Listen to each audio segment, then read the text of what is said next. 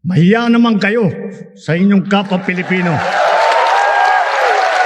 Mahiya naman daw kayo sa mga pera alang-alang sa ating mga anak.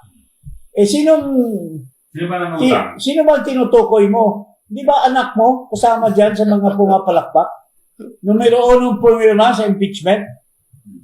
Ilan ba ang budget ng anak mo, Marcos Jr., na flood control project doon sa kanyang distrito? May ano ka ba?